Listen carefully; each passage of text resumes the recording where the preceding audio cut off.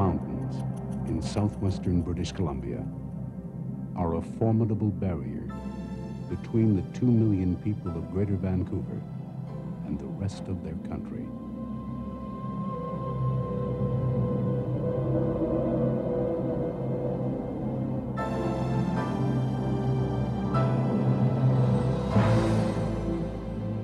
Two transportation corridors traverse these mountains, emplaced there by history and heroic effort, serving the needs of the people by road and rail and pipeline. It was inevitable that these needs would eventually outgrow the capacity of the corridors. By the 1970s, it became evident that capacity would have to be increased. After much study, the decision was taken in 1979 to establish a third corridor over a 10-year time period. Then came the invitation to the world to visit Expo 86 in Vancouver. In September 1984, a second decision was taken: complete the highway in 20 months. Within this time frame, British Columbians were facing the largest highway development ever undertaken in North America.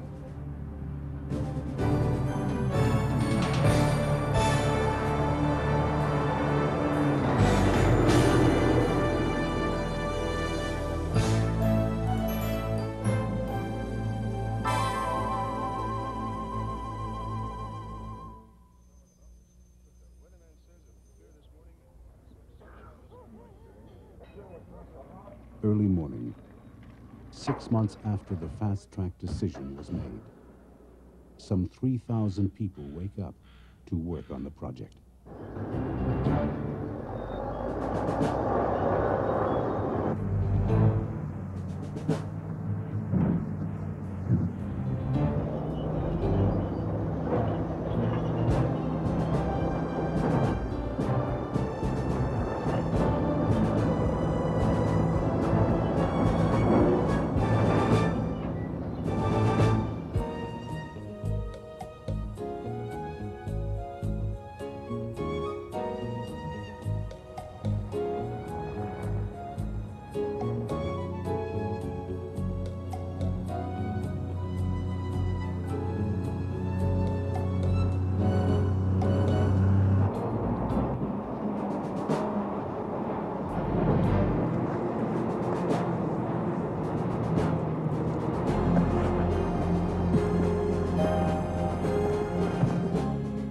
They faced 115 kilometers of challenging terrain to work through.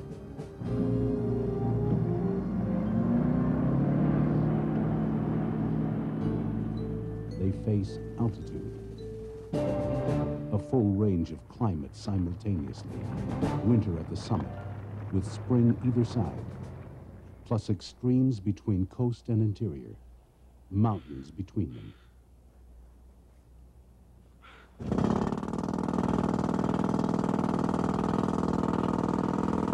They face the awesome responsibility of building sections of highway on an interrelated schedule, where none can be late. Nearly 2,000 hectares to be cleared, 5 million cubic meters of rock to be blasted.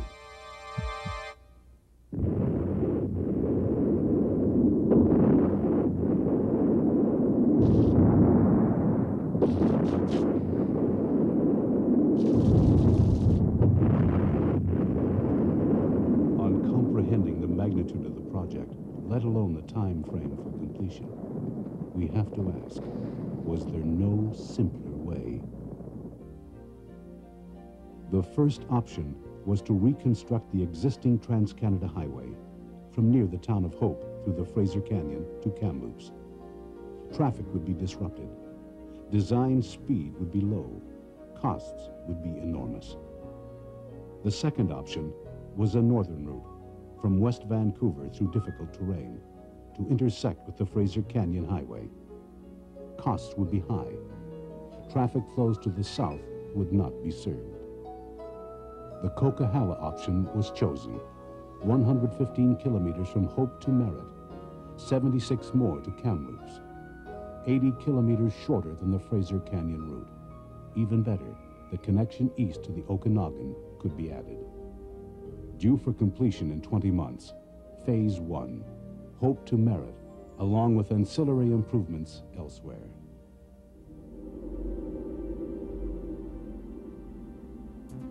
The spring of 1985 moves up the mountains into summer along the Coquihalla corridor. Construction work intensifies.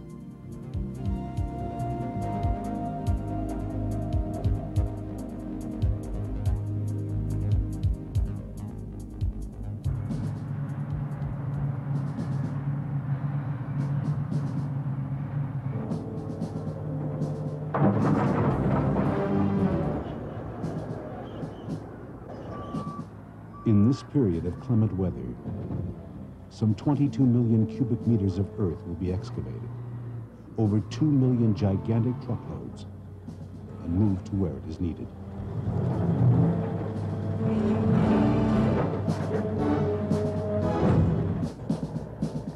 Nearly 4 million tons of material, rocks and pebbles, will be crushed and screened to create the grades of gravel which will form the future roadbed.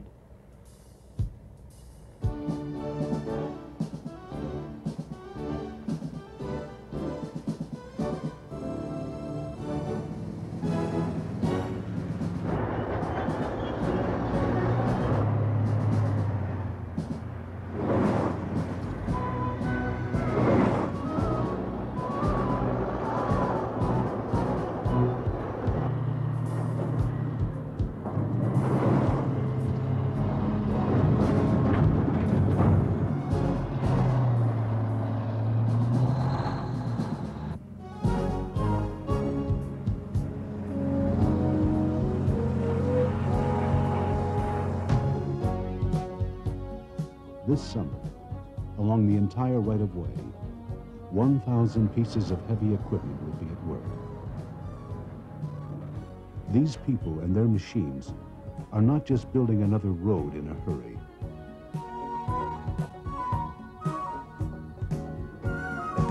The Coquihalla will be a divided 4-lane highway through the mountains. Traffic will speed along at 100 kilometers per hour, all the way from Vancouver.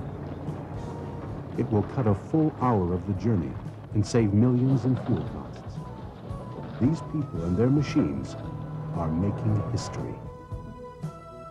The project becomes an exercise in the art of brilliant scheduling, as section by section, contract by contract, planned construction progress and unplanned delays vie to keep inflexible deadlines. The challenge of management is staggering. Up as far as Ray Creek, we could have advanced clearing and grubbing in that area. There is probably some clearing and grubbing that we could do up in the Boston Bar Creek Canyon. Every day, 1,000 consultations take place. 1,000 decisions are made and approved. I understand that you only got about 10 of the bridge so far. We're really going to have to hustle to get things done by the end of the construction season. The functions of experts in every field must be coordinated with climatic and seasonal windows and with each other to maintain progress. There is no margin for error. Has it been established who the prime authority will be for Coquihalla and the cold water? Yes, John. We will be allowed a window to work in stream from July 15th to August 15th. And we're really concerned about the coho and steelhead.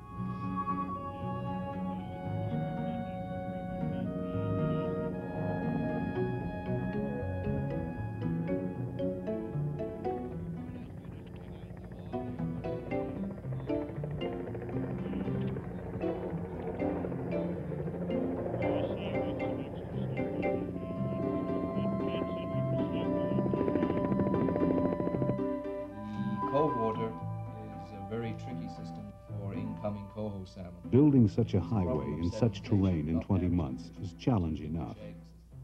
Designing it at the same time doubles the pressure on engineers and supervisors. Every step along the way is a critical step. Never before in the history of North American road building has a project pressed so hard the limits of human organization.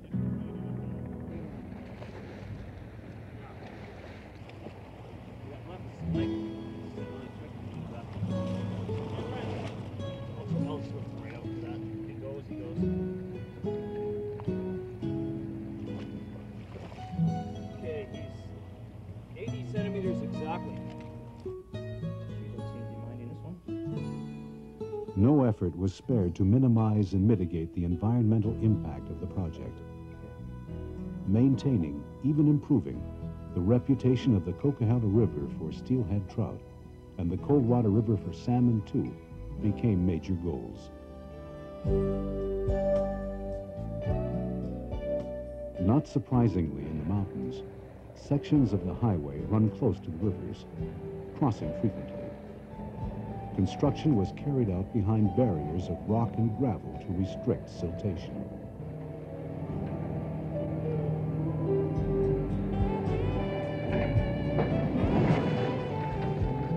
The alignment called for a total of 18 river diversions. In each case, the river to be was meticulously engineered and prepared behind pre-built banks. Once complete, and not before, the barrier at the bottom was removed, and then the one at the top.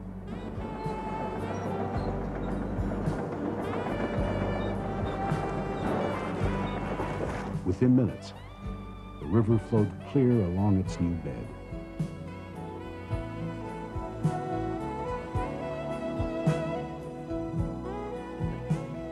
Teams of biologists swarm in to collect and save any stranded fish, quickly returning them to the river. In every case, the fish habitat created is better than before, with rock clusters and spurs providing perfect places for resting, feeding, and breeding. The work established new standards and procedures for future application, both in the province and elsewhere. Fish and wildlife experts have taken advantage of the project to conduct ongoing research programs. They plan to monitor natural productivity and, if necessary, devise measures to improve it.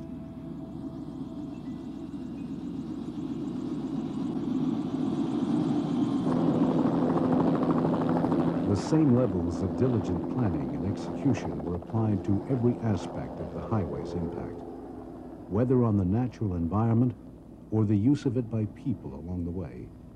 Fences to protect wildlife, underpasses for moose and deer on migration routes, corrals and tunnels for cowboys and cattle country, even parks where people can enjoy spectacular scenery were part of the planning.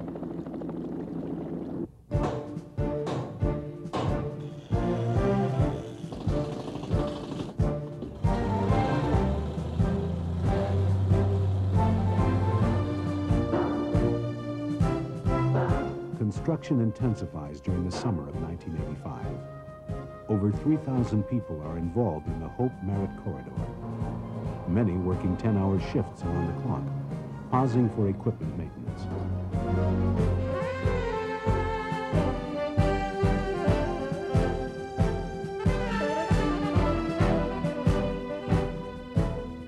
At a place called Dry Gulch, not far from the summit, an awesome bridge begins its leap across a chasm.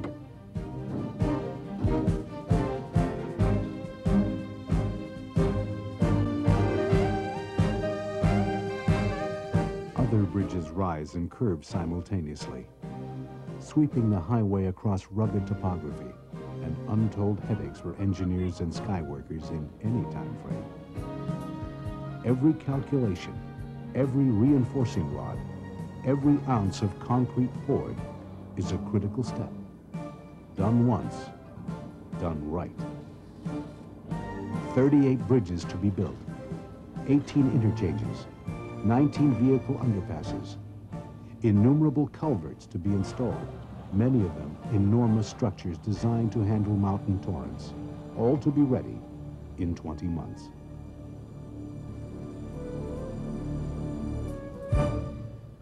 Even as summer peaks below, the first drift of winter blows across Dry Gulch. work goes on. Essential materials must cross this bridge before winter sets in.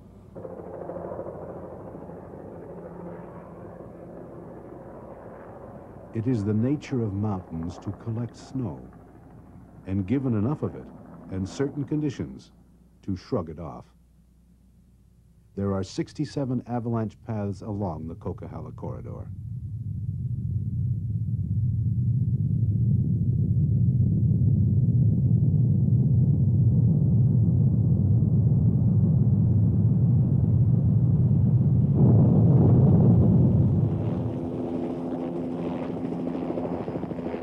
Even as construction proceeds, experts probe the snow above, collecting and confirming data, giving input to the design of protection devices. Avalanches will roar into extensive earthworks, which will absorb their energy and protect the highway.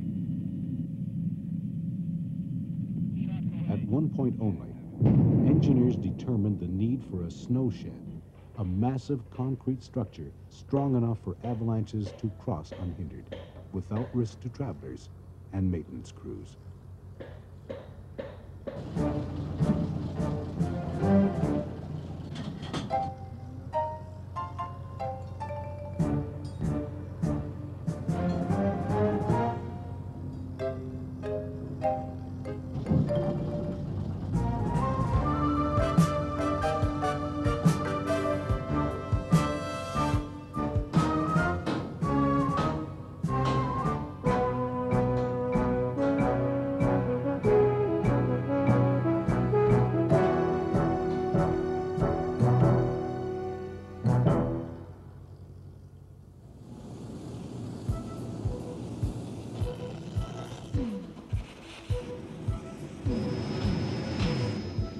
The effects of the project are felt far beyond the Coquihalla corridor. In plants and factories throughout central and southwest British Columbia, some 7,000 people are hard at work producing components for the project.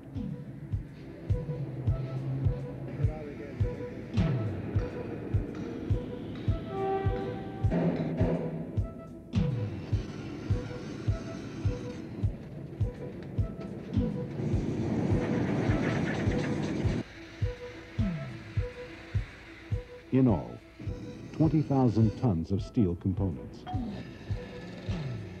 125,000 tons of concrete, 160 kilometers of guardrail, not merely to be made, but handled, transported to the project on schedule.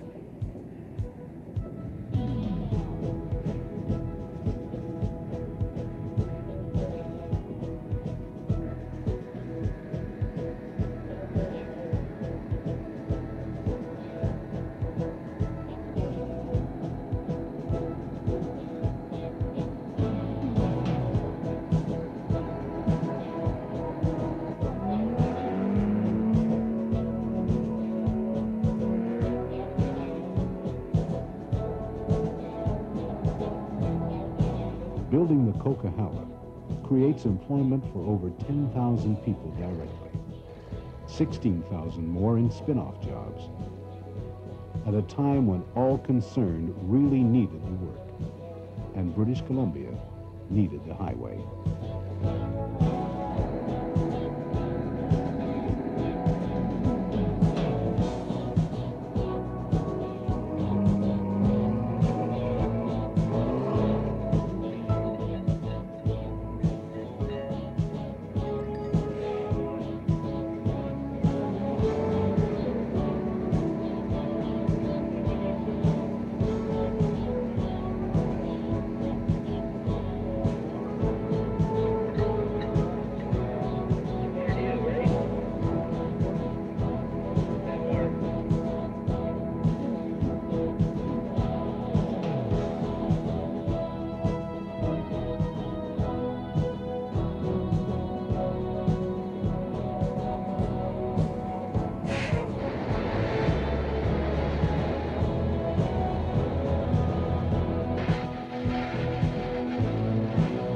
All through the summer of 1985, well into the winter and beyond, A steady stream of mammoth components, each one precisely engineered for a particular slot in the Coquihalla, converge on the project. Timing is the essence, for each successive piece is dependent on the piece before for its usefulness in meeting deadlines, completing the project on time.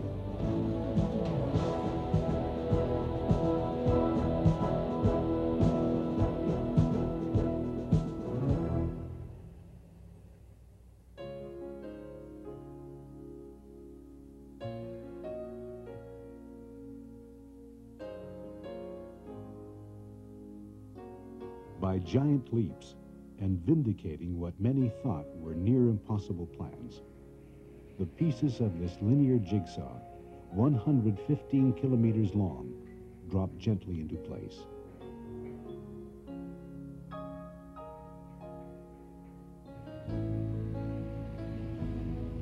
As the long, hot summer of 1985 extends beyond all expectations, even those responsible for the project are looking thankfully at the sky.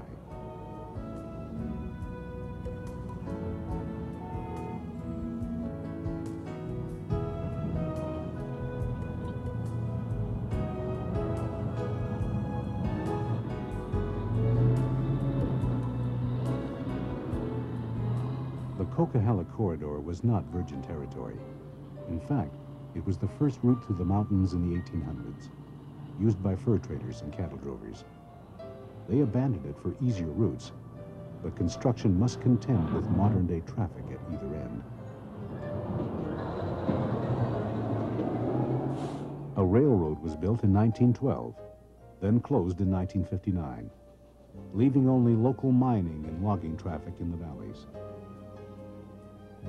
But pipelines followed the railroad through, carrying oil and natural gas. The project called for more than 50 pipeline and railway crossing or relocations.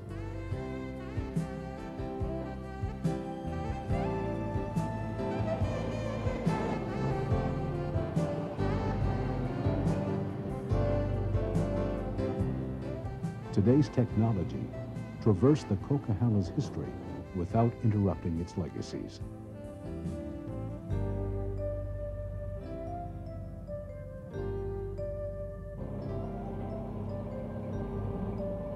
Innovative technology becomes the hallmark of the project. Reinforced earth walls support the roadbed at several points. A simple, brilliant technique where the weight of the grade holds itself up against sectional, level-by-level walls of interlocking concrete plates.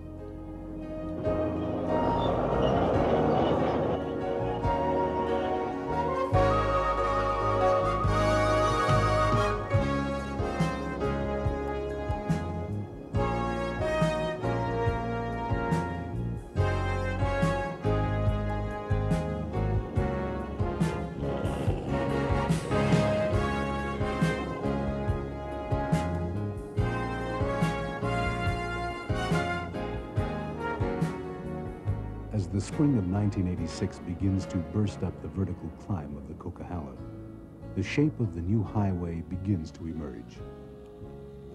By now, most sections of the roadbed are complete, or nearly so. The many bridges linking them receive layers of concrete decking.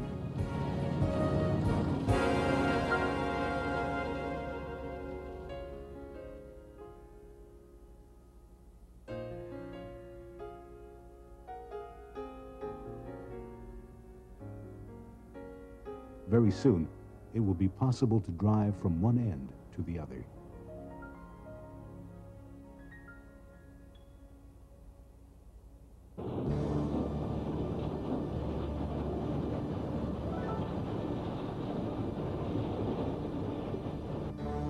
Men and machines begin to spread and contour topsoil, stockpiled long before.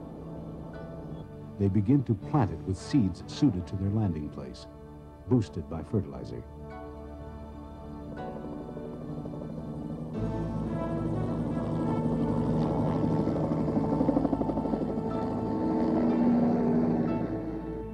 The disturbances of the project will soon turn green.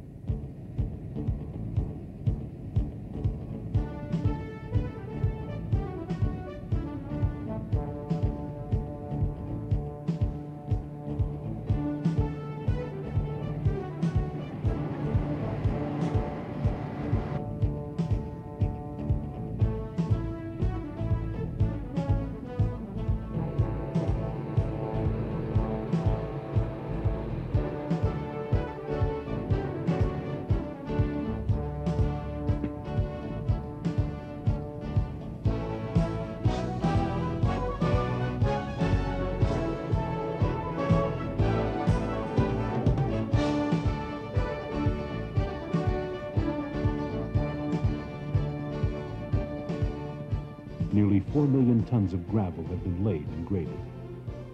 Nearly 1 million tons of asphalt are spread above and compacted. The application of paint follows spring up the new Coquihalla Highway.